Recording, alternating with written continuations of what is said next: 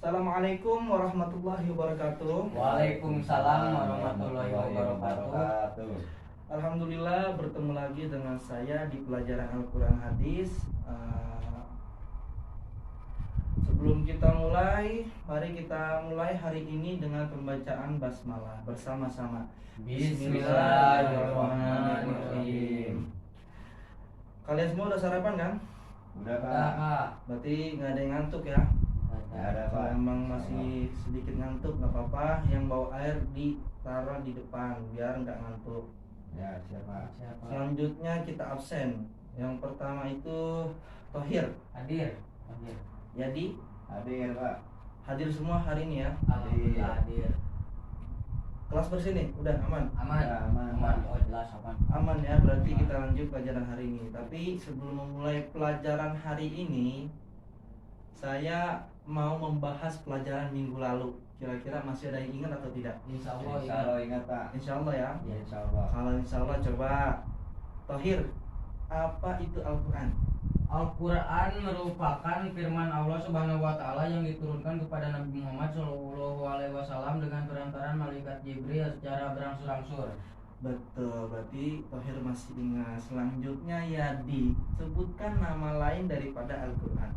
Alkitab, Al-Furqan, Al-Zikr. Oke, berarti semuanya masih ingat ya pelajaran minggu lalu? Alhamdulillah Pak. Alhamdulillah. Ingat. Berarti kita melanjutkan pembahasan hari ini. Hari ini kita akan membahas tentang tujuan dan fungsi daripada Al-Quran. Kedudukan Al-Quran. Al-Quran merupakan sumber pokok dari ajaran Islam. Al-Quran juga merupakan sumber hukum yang utama dan pertama dalam Islam. Sebagai pokok ajaran Islam, Al-Quran berisi ajaran-ajaran yang lengkap dan sempurna yang meliputi seluruh aspek yang dibutuhkan dalam kehidupan umat manusia, terutama umat Islam. Sebagai sumber hukum, Al-Quran telah memberikan tata aturan yang lengkap. Ada yang bersifat global atau mujmal, dan ada pula yang bersifat detail atau tafsir. Al-Quran mengatur dengan disertai konsekuensi demi terciptanya tatanan hidup manusia yang teratur, harmonis, bahagia dan sejahtera, baik lahir maupun batin. Agar manusia dapat mencapai kebahagiaan dan kesejahteraan hidupnya, maka hendaknya manusia selalu berpegang teguh kepada prinsip dasar ajaran dan kaidah-kaidah hukum yang bersumber dari Al-Quran.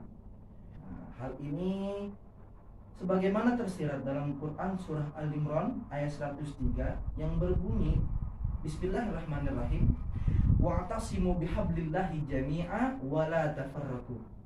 Al-ayat.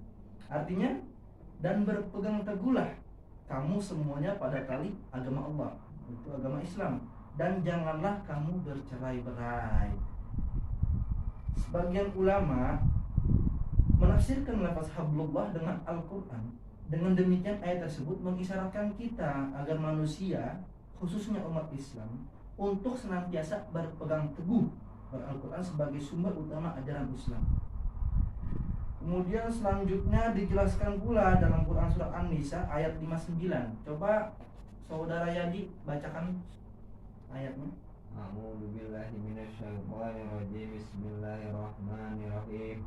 Ya ayyuhalladzina amanu atiullaha wa atiur rasul wa ulil amri minkum fa in tanaza'tum min syai'in farudduhu ila Allahi wa rasul in kuntum tu'minuna billahi wal yawmil akhir dzalika khairu wa ahsanu ta'wila. Sadaqallahul azim. Artinya Tohir, Wahai orang-orang yang beriman, taatilah Allah dan taatilah Rasul Muhammad SAW dan ulil amri memegang kekuasaan di antara kamu. Kemudian jika kamu berbeda pendapat tentang suatu, maka kembalikanlah kepada Allah.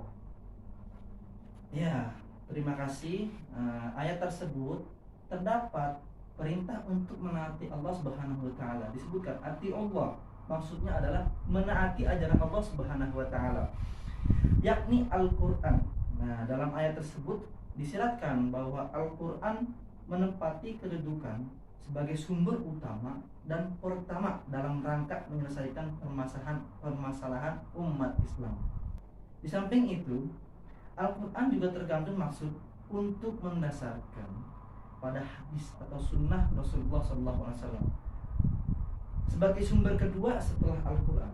Nah, sikap yang harus dimiliki oleh setiap umat Islam adalah mengembalikan semua permasalahan kepada sumber pertamanya, yaitu Al-Quran, dan juga sumber keduanya, yaitu hadis atau sunnah Rasulullah SAW. Allah telah menurunkan Al-Quran dengan membawa kebenaran yang hakiki. Allah memiliki beberapa fungsi dan tujuan bagi kehidupan umat manusia, terutama umat Islam, kaum muslimin. Di antara tujuan fungsi diturunkannya Al-Quran oleh Allah Subhanahu wa Ta'ala. Yang pertama, tujuan dan fungsi Al-Quran yang pertama itu adalah Al-Quran sebagai petunjuk bagi manusia, hudan linnas. Al-Quran telah diturunkan oleh Allah Subhanahu wa Ta'ala pada Nabi Muhammad SAW melalui perantara malaikat Jibril alaihi salam sebagai petunjuk bagi manusia. Dengan mengikuti petunjuk Al-Quran tersebut, manusia akan mempunyai arah dan tujuan hidup yang jelas dalam menjalani hidup dan kehidupannya. Banyak ayat Al-Quran yang menjelaskan tentang fungsi Al-Quran sebagai petunjuk manusia. Di antaranya dijelaskan dalam Quran surat Al-Baqarah ayat 2 yang berbunyi Bismillahirrahmanirrahim, Dalikal kitabu la raiba fihi hudan lil muttaqin. Shadaqallahul azim, yang artinya kitab, nama lain dari Al-Quran nih, kitab Al-Quran ini tidak ada keraguan padanya, petunjuk bagi mereka yang bertakwa. Kedua, Al-Quran sebagai sumber pokok ajaran Islam. Salah satu fungsi penting Al-Quran lainnya adalah sebagai sumber pokok ajaran Islam. Dalam pembahasan sebelumnya telah dijelaskan bahwa Al-Quran adalah yang mula-mula menjelaskan ajaran yang lengkap dan menyeluruh yang diberikan oleh Allah Subhanahu wa Ta'ala. Ajaran-ajaran tersebut ada yang bersifat mujmal, tadi itu telah disebutkan, yakni hanya memberikan prinsip-prinsip umumnya saja, dan ada juga yang bersifat tafsil, yakni ajaran yang terperinci dan khusus. Ajaran Islam yang bersumber dari Al-Quran mutlak kebenarannya dan ajaran yang paling sempurna. Nah, dalam sebuah ayat Allah Subhanahu wa Ta'ala menegaskan bahwa Al-Quran diturunkan dengan membawa kebenaran hakiki sebagai dasar penetapan hukum yang harus dipegang teguh oleh Nabi Muhammad SAW. Tidak boleh sedikit pun menyimpang dari Al-Quran, dan tentunya hal ini juga harus dipegang teguh oleh umat Islam, kaum muslimin, sebagaimana dijelaskan dalam Quran surat An-Nisa ayat 105 yang berbunyi Bismillahirrahmanirrahim, Inna anzalna ilaikal kitaba bil haqqi litahkuma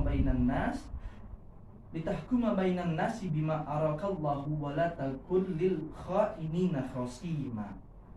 Yang artinya, sungguh kami telah menurunkan kitab Al-Quran kepadamu, Nabi Muhammad SAW, membawa kebenaran agar engkau mengadili antara manusia dengan apa yang telah diajarkan oleh Allah Subhanahu wa Ta'ala kepadamu, dan janganlah engkau menjadi penentang orang yang tak bersalah karena membela orang yang berkhianat. Nauzubillahi min dzalik. Selanjutnya yang ketiga. Yang ketiga dijelaskan bahwa Al-Quran sebagai peringatan dan pelajaran bagi manusia. Sebagai peringatan dan pelajaran bagi manusia yang dimaksudnya ialah Al-Quran merupakan kitab suci dengan konsep ajaran yang salah satu ajarannya adalah berupa sejarah atau kisah umat terdahulunya. Dalam kisah-kisah itu dijelaskan bahwa ada di antara umat manusia sebagian orang yang beriman dan juga ada orang yang taat dan soleh. Namun ada pula sebagian yang lain orang-orang yang kafir, orang yang sering maksiat. Nah, kepada orang yang selalu beribadah kepada Allah,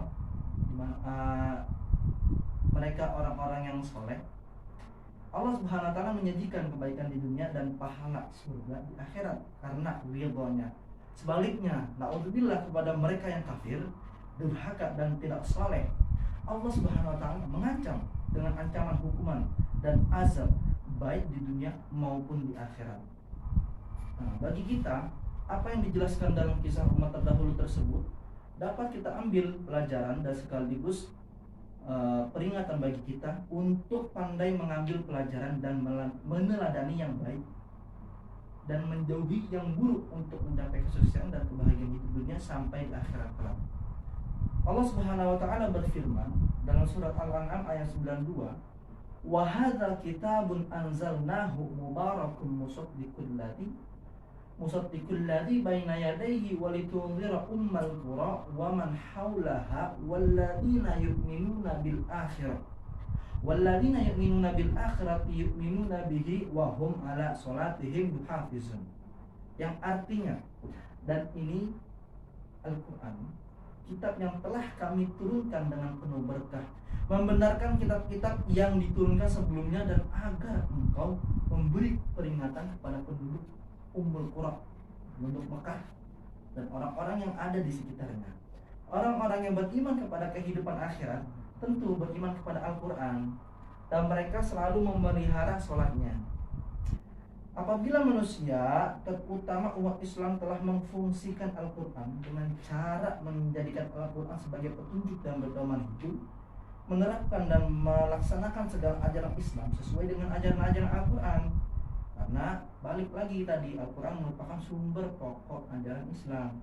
Itulah merupakan fungsi dan tujuan diturunkannya Al-Quran. Sebelum saya tutup pelajaran hari ini, kira-kira masih ada yang perlu ditanyakan tidak? Kayaknya nggak ada. Nggak ada, Pak. Alhamdulillah ya, sudah jelas.